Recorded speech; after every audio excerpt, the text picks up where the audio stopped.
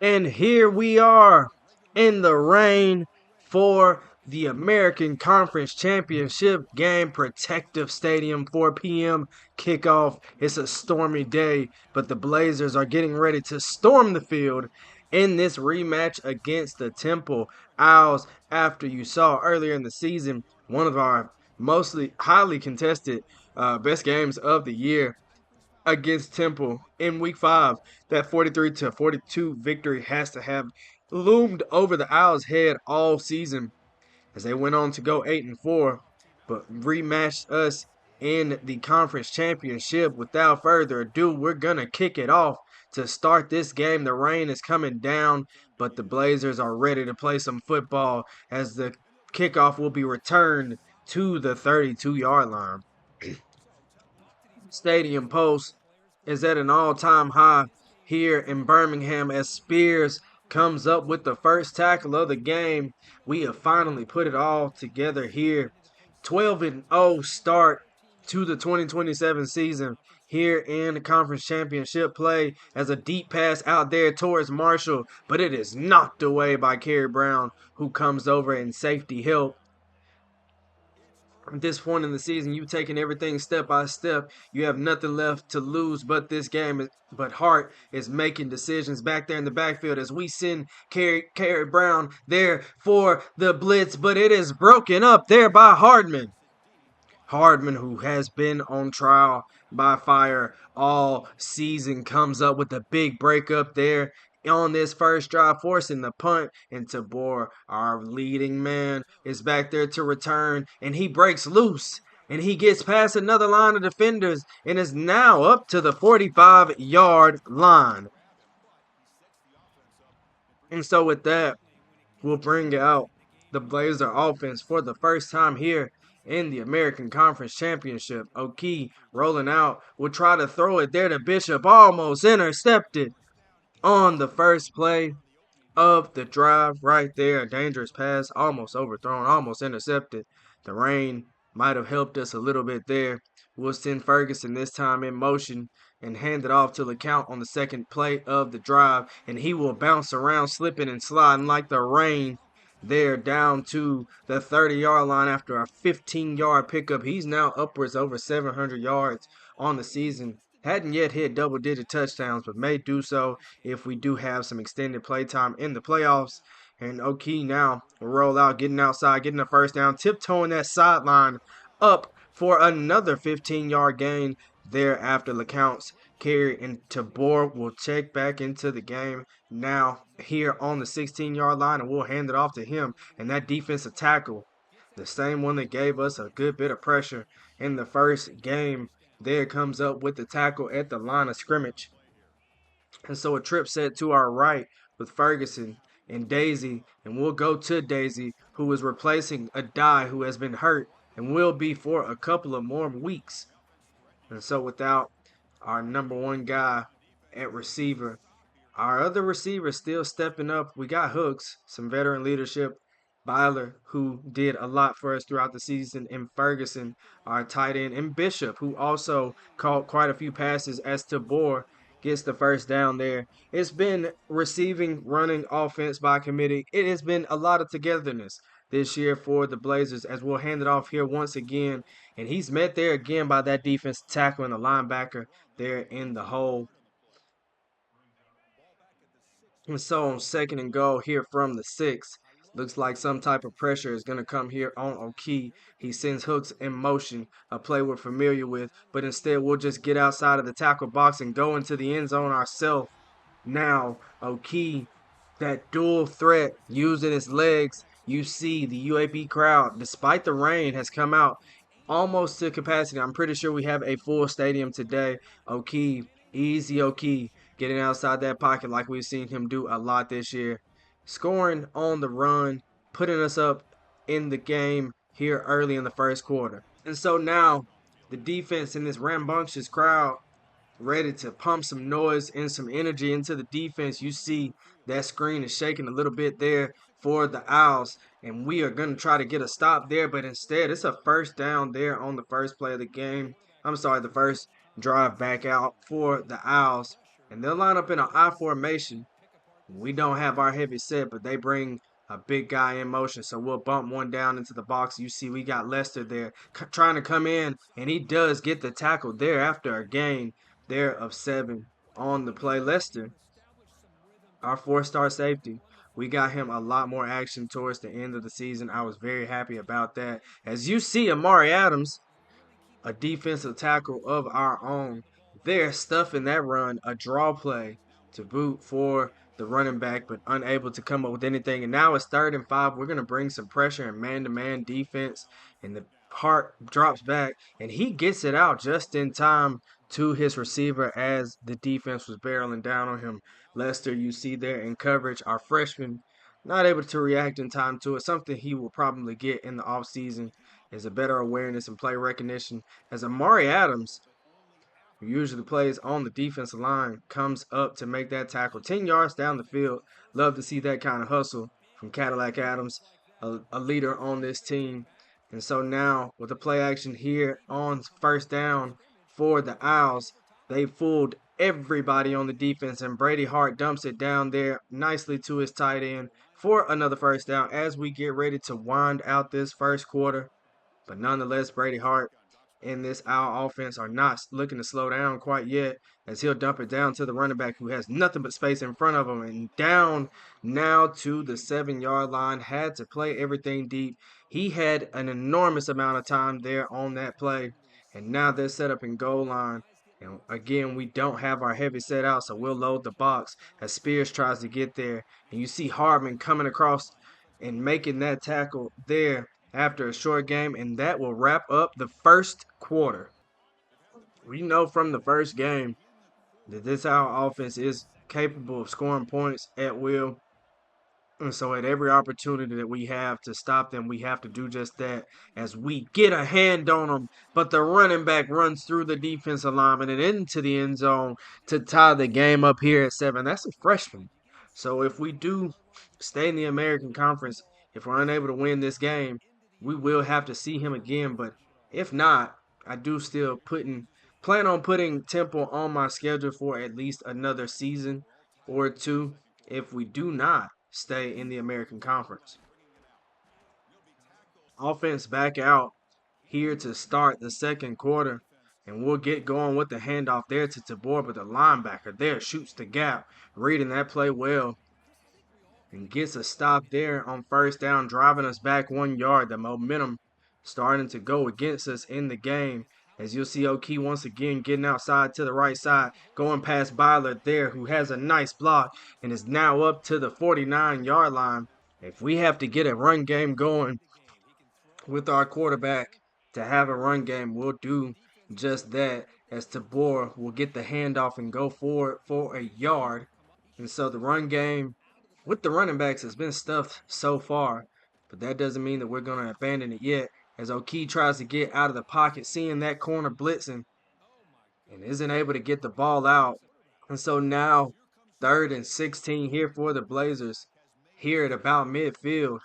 We'll look to see about making up the difference of the yards. As you see, O'Kee flushed out, goes down backwards there, losing about 20 more, and he is down at his own 26. And man, what a drive to lose there, going backwards on 2 consecutive plays, punting it back only to the line of scrimmage. I'm sorry, to the 1st down mark. And not what we wanted to do right there, giving the Owls the offense back the ball right here. We haven't been able to stop him very easily. Adams gets the hand on him again. That's the freshman running it up now to the 47-yard line. That freshman, Vitale, doing a great job today, just like he did in the previous game earlier in this season, running the ball down the Blazer defense throat. As you see Kerry Brown there coming across the formation to get in on that tackle after another 3-yard pickup there by Vitale.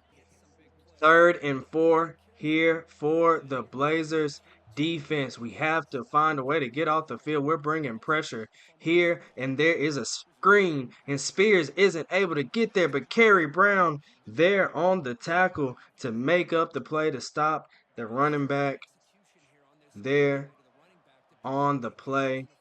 This running back Vitale has is having a day so far as he sees yet another handoff there and almost shakes loose but does get 6 yards there. And so on 2nd and 4 with 3 minutes left to go, we do get the ball back after halftime, but that is no means of saying that we want to give up points as you see Amari Adams coming through that gap, getting his second tackle for loss in the game. A big tackle there, making it 3rd and 9 with 2.5 minutes to go here for the Owls. And there is a nice little quick pass there out to Dontrell Lester, who makes the tackle. And we'll go ahead and call a timeout here to savor some more time on the clock. Coach Cena wanting to give his offense the maximum amount of time. 22 seconds before the break, depending on whether they make or miss, is a lot of time. But nonetheless, we'll receive the kickoff here with 2 minutes and 19 seconds, looking to take the lead back here in the game before the half. We want to use the clock to the best of our ability here. And so here on the first play, we'll dump it down to Tabor, a really nice receiver out the backfield, but he runs into the back of one of his one of his linemen there, and is stopped. And we'll rush back to the line. But there is the 2-minute warning as we are unable to get a play out quick enough. Not exactly what Coach Cena wanted there, as he used a timeout to get us in that position to begin with. So we'll have to be better now getting the ball down the field with just 2 timeouts after the 2-minute break and still on our own side of the field. And so with that, we'll dump it down to Byler. Byler gets the first down, moves the chains there for the offense, and so we'll rush right back to the line of scrimmage. Now at the 35, we do know how to run this 2-minute offense very well with O'Key. As you see, I see some of everything there. Overshoots it just a little bit to Hooks. Could have ran it, but decided to try to give the ball there to Hooks. And so now with the clock stopped and 1 minute and 44 seconds left, now we'll just throw the RPO out there to Byler. Byler, who has a step, gets the first down, not able to get that separation speed that we were looking for right there, but nonetheless, it gets us a first down, temporarily stops the clock, but now the clock is back going, and O'Key takes another drop back here on the drive and tries to throw it out to Ferguson, who gets the catch there for 7 yards, but is inbounds. And so with that, we'll have to rush back to the line again, not wanting to use those timeouts as of yet. Up now to the 48-yard line here for the Blazers. You see O'Key rolling out, getting the first down, getting down, and stopping the clock. Once again is O'Key very wisely there on that drive, finding a way to move the chains and temporarily stop the clock there for the Blazers. Now with 1 minute left and 37 yards to go, we'll dump it down to Tabor once again, but he is stuffed and stopped, and we won't rush back to the line after that one. A horrendous situation to be in there for the Blazers. We don't want to put ourselves in an accidental situation of giving Temple the ball back with too much time. So instead, what we'll do is we'll dump it down here to Hooks.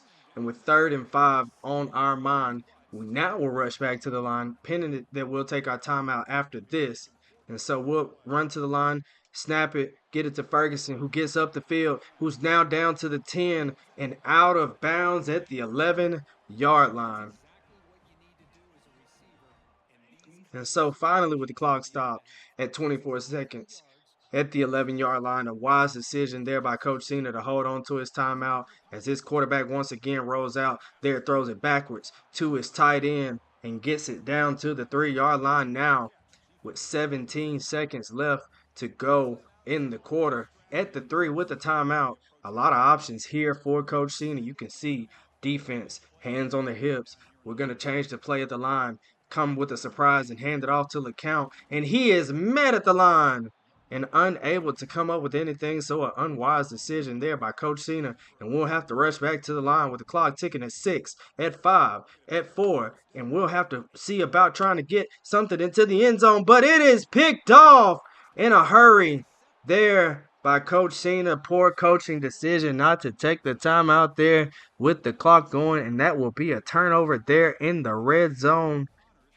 And we'll be back in just a second. We'll have to go to the locker room, make some adjustments. Definitely look at that last series of plays. as we probably should have called a timeout, but it is 10-7 at the half.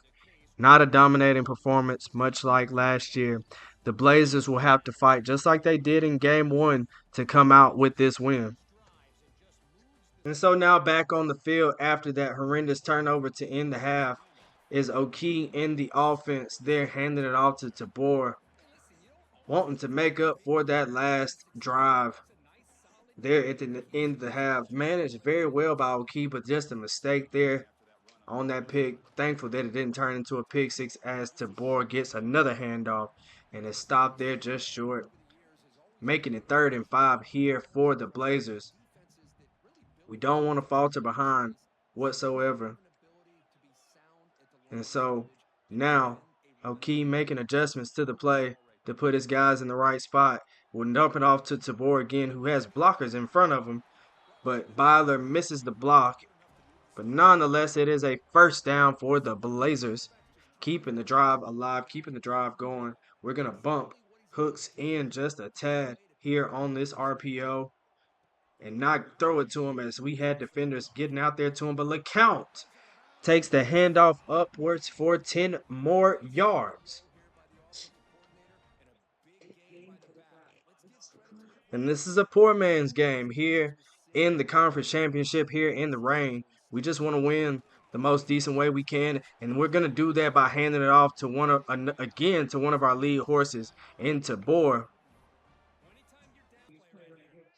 A great start to the second half. After that turnover, we see number 12 over there, that linebacker that we hate so much, but we're going to go at him, and we get it to Daisy, and Daisy gets back to the line, and Michael Rosk, one of our transfers also that we got last year in the portal, temporarily injured there on the play. LeCount now in the backfield with Aac will receive this handoff and break off of a defender there and make it 3rd and 7, thankfully.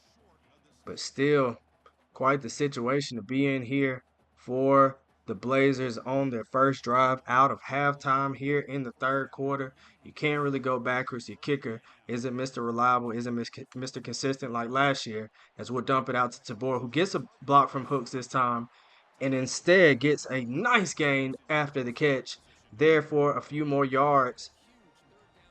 A big spot there, almost down inside the 20.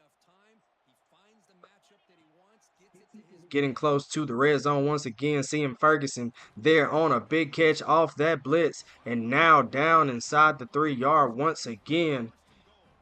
The Blazers threatening to score here from the 3-yard line on 1st and goal with 4 minutes to go. We'll bring Ferguson in motion and go with that zone read again there for Aac, and this time it works. And look at the light show with that rain.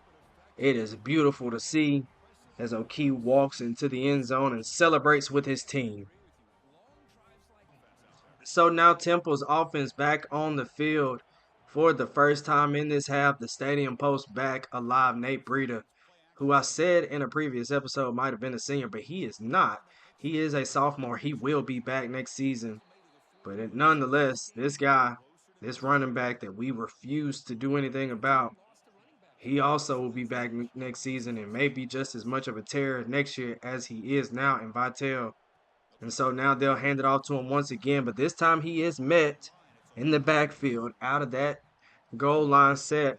We use our speed to out finesse their power to get there in the backfield. And 2nd and 12 now. Got to keep our eyes on that running back, but instead it is a throw out to his senior receiver, number 82. Brady Hart playing pretty well again in this game, not missing very many of his targets, not having very many missed throws, not able to get our hands on him quite a lot. And so now here on 3rd down, a nice throw there by Brady Hart over between the arms of Kerry Brown and Deshaun Spears, who are unable to come up with the turnover there on downs. And so now threatening on the 33. Judson coming off the edge here for a blitz, and it is overthrown there by Hart off the pressure. And so the crowd ramping up, trying to rally their defense to get off the field right here. A handoff again to Vitale. Lester tries to meet him there, but instead he is met after that contact by Lester by Amari Adams Now making it a 3rd and 8 here for the Blazer defense. The crowd chanting on their feet, wanting to get a stop here for the defense. As you see, Amari Adams comes up with a sack. And a big time sack there by one of the best defenders that we have on this team, Cadillac Amari Adams, getting the stop. And the field goal is no good as well, to add insult to injury there for the Temple Owls. And that will put the Blazer offense back on the field with 40 seconds left to go in the 3rd quarter. We'll hand it off to Tabor. Run the clock here, go to the other side of the field. Get ready for the 4th quarter. We are feeling the energy of the crowd, hoping that we can come away with this win. Instead, what we'll do is we'll go ahead and run one more play, and Ferguson comes open, springs open after that little delay there. Makes it 3rd and inches for the first play out of the 3rd quarter. 3rd and inches here in the 4th quarter for the Blazers. Just one play to get us across the first down line, keep the clock going here in the game, and we will reach across with Tabor, but not able to get across. And of course, you know what Coach Cena is going to do here. He is going to remain aggressive here in the game. I know he's at his own 40-yard line, but this is what these type of games are for. This is what these type of decisions are about. As Collins will reach out and is unable to come up with the first down and is stopped. A risky decision, risky business there for Coach Cena, but nonetheless, it's a decision that he's got to live with now. The Temple Owls immediately get back out there and throw the RPO far away from our defenders. And with 7 minutes left to go, already in striking distance, after that missed field goal, the Owls have to feel good about their chances to score. As you see Zaquan Bryant coming in off that blitz from the corner. But after bouncing off, Vitale still met by a host of other Blazer defenders. These Blazer defenders are playing very hard tonight. As you see Marshall now coming up with the big tackle, stuffing the running back there once again on this drive. It is now 3rd and 10. The crowd again is on their feet trying to rally this defense once more to get off the field, and they'll hand it off this time to Vitale once again, and he is met there by Odinger, who grabs him down from behind. And with 5 minutes now centered up, the kicker gets redemption, has it, and he kicks it, and it is barely sliced through there on the left side. We know if we have to put him out there for the win, as long as we put him to the left or the right, he may miss that. But right now, what we need to do is focus on our way to win this game. And the first thing we do is get the return there by Collins. A bad decision there on the last drive by Coach Cena. I know one that he probably wants back, but he'll send his offense back on the field now, trusting that they can close this game out. As you see Tabor there on the first play of the drive, pushing us ahead for a first down. That is what you want to see if you are Coach Cena. You want to see your go-to guy coming up with hard runs like that here in the 4th quarter. We are going to have to be creative if we want to win this game, as we send Daisy in motion and hand it off there to LeCount. But he is met there again by the linebacker. And man, it's our offense unforgiving. A lot different of a game from that Week 5 contest. This one, a 1-point game, but a low-scoring affair, as the defenses may have had everything figured out after the first game. As you see Ferguson coming up with a big catch right there, keeping that clock going, running it down now. Under 4 minutes to go in the 4th quarter. Aac taking his time surveying the defense, seeing what is going on out there with the Owls. He'll take the snap now and fake the handoff and run up the middle himself and get a first down, continuing to run that clock down. Tick, tick, tick, tick, tick, tick, tick. This is exactly what Coach Cena wants to see from his quarterback. 3 minutes to go. We're going to wait until we get all the way down to 3 minutes. So this play will take place with under 3 minutes to go. As you see Aac scanning the defense, calling for the snap. And there it is. He'll hand it off to Tabor, who goes up the middle now, gets a couple yards, forcing Temple to call the first timeout here of the 4th quarter. And so this is what you want here from the defense. You want them to use their timeouts. You want them to make them have to use them, as we'll dump it out to Hooks. Hooks, who will get a nice completion, exactly what we wanted there as an offense as well. Just getting Hooks a couple of yards right there, not getting the first down, making Temple use another timeout, as we'll call for an RPO once again, go right up the middle and go down again with O'Key, making Temple use that last timeout of the game. And so now on 1st and 10 from the 24, this game should all be wrapped up. It just depends on the offensive line. And so once again, we'll hand it off to Tabor, who they'll grab there at the line. And that is okay with me. As you see, Coach Cena telling his guys, chew the clock. Let's get out of here. Let's take our win and go home. And so with 2 minutes left to go, under 5 seconds left on the play clock, once again, Tabor will receive the handoff, seeing a crease, seeing the possibility, and that is a first down for the Blazers, and that should just about do it. Unfortunately, an injury timeout there on both sides of the ball will force the clock to run or stop once more, but Tabor will take the handoff, and it doesn't matter now that we're down to the 2-minute warning. The first thing that we're going to do is unconventional here. Not a lot of people are going to like this, but this is something that I do. I'm going to take a knee first on this play, and then I will come back and run a play on my second play to go ahead and get the clock going. So just in case a bad play does happen here, we know that the clock is still going. And so with that, we'll hand it off here to Tabor, who gets nothing, but that's okay, as I think the best thing for us to do here is take one more play and force the offense to go all the way down the field, not kick it off to them again, not give them the opportunity to touch the field at anything better than 95 or better yards to go. And so we'll wait our time first here and probably call a timeout before we get ready to run another play here. And so we'll call our timeout. And so a big play here, a failed conversion earlier in the quarter for Coach Cena. This one just as dangerous, as we'll take it and dump it down to Ferguson, who will just go down there at the 1-yard line with the opportunity to score. It looked like he might have got in, but that will do it in this game for the UAB Blazers. Another 1-point victory over Temple, 13-0, American Conference champions, beat everybody in their path. Duke, Oregon, at Temple. Any tough games that you could have put in front of us, they kept moving us backwards in the polls. They moved us from 5 to 7 to 9 now, but we are undefeated here in Coach Cena's 3rd season as head coach. A beautiful way to end the 3rd season. A beautiful way for Coach Cena to go into the college football playoff. This will definitely punch our ticket into the college football playoff. We finally get that trophy presentation after missing out on it last season. This is it.